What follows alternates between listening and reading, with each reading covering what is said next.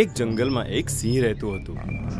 એક દિવસ ભોજન કર્યા પછી સિંહ એક છાયાદાર વૃક્ષની નીચે આરામથી નસકોરા બોલાવતો ઊંઘતો હતો. ત્યાં જ એક દરમાંથી એક નાનકડો ઉંદર બહાર નીકળ્યો. ઉંદરે આમ તેમ જોયું, પછી એની નજર સૂતેલા સિંહ પર પડી. સૂતેલા સિંહને જોઈને ડરવાને બદલે ઉંદર ખુશ થઈ ગયો. અરે વાહ! જંગલનો રાજા આરામથી ગહેરી ઊંઘમાં ઊંઘેલા છે. તેમના પર ઉછલકૂદ કરવામાં બહુ મજા આવશે. પછી હું મારા મિત્રોને જઈને બતાવીશ હું જંગલના રાજાના પીઠ પર રમીને આવી રહ્યો છું. ઉંદર સૂતેલા સિંહ પર ચડી ગયો અને એના શરીર પર આમ તેમ દોડવા લાગ્યો. ક્યારેક એ પૂંછડી તરફથી સિંહની પીઠ તરફ દોડવા લાગે, તો ક્યારેક એના આગળના પગથી ચડીને એની પીઠ ઉપર જઈને કૂદવા લાગે. બહુ મજા આવી રહી છે.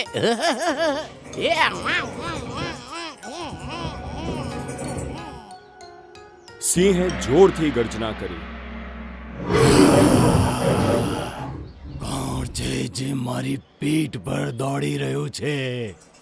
સિંહની ગર્જના સાંભળીને ઉંદર ગભરાઈ ગયો અને ભાગીને એના દરમાં સંતાઈ ગયો. સિંહ આમ તેમ જુએ છે, પણ એને કોઈ નહીં દેખાયું. સિંહ પાછો નસકોરા બોલાવતો સૂવા લાગ્યો. ઉંદર એના દરમાંથી નીકળીને પાછો સિંહ તરફ ગયો અને પૂંછડીથી ઉપર ચડીને સિંહની પીઠ પર જઈને ઉછળવા લાગ્યો. સિંહ સૂતો ન હતો, તે ફક્ત સૂવાનું નાટક કરી રહ્યો હતો.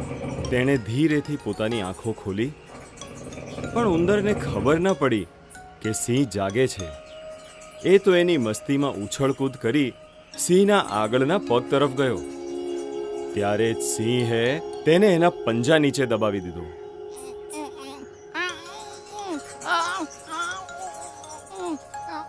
ઉંદર આમ તેમ હલવા લાગ્યો, પણ સિંહના પંજાથી છૂટીને ભાગી ન શક્યો. ઉંદરને પંજા નીચે દબાવેલા સિંહે ફરી જોરથી ગર્જના કરી. સિંહે કહ્યું, અરે મૂર્ખ ઉંદર, શું તને ખબર નથી કે હું જંગલનો રાજા છું? તે મારી ઊંઘ બગાડી છે, એટલે તારી એ જ સજા છે કે હું તને ખાઈ જાઉં.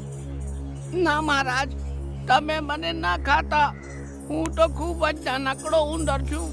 મને ખાવાથી તમારું પેટ પણ તો નથી ભરાવશે. મને માફ કરી દો. પણ તે મારી ઊંઘ બગાડી છે. મહારાજ, મારાથી ભૂલ થઈ ગઈ. ફરીથી એવી ભૂલ ક્યારે નહીં થાય. જે તમે મને છોડી દેશો તો હું તમારો ઈ ઉપકાર જીવનભર નહીં ભૂલીશ, અને એક દિવસ હું ચોક્કસપણે તમને મદદ કરીશ. ઉંદરના મોઢાથી મદદ કરવાની વાત સાંભળીને સિંહ જોરથી હસવા લાગ્યો અને હસતા હસતા બોલ્યો, અરે ઉંદર, તું મારી મદદ શું કરશે? તું તો પોતે જ આટલો નાનો છે. તને પોતાને જ બીજાની મદદ જોઈએ. અત્યારે મારું પેટ ભરેલું છે, એટલે તને છોડી રહ્યો છું. બીજી કોઈ વાર મારી ઊંઘ બગાડી તો હું તને ખાઈ જવા છોડીશ નહીં. સિંહે ઉંદરને પોતાના પંજામાંથી છોડી દીધું અને ઉંદર પોતાના દરમાં જતો રહ્યો. થોડાક દિવસો પછી જંગલમાં શિકારી આવ્યા. શિકારીઓએ સિંહને પકડવા માટે જંગલમાં જાળ નાખ્યો અને એક ઝાડની પાછળ સંતાઈ ગયા.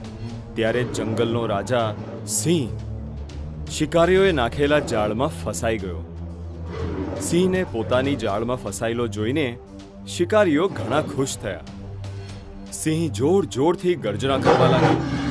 સિંહે જાળથી નીકળવા માટે ઘણો બધો પ્રયત્ન કર્યો, પણ જાળમાંથી ન નીકળી શક્યો.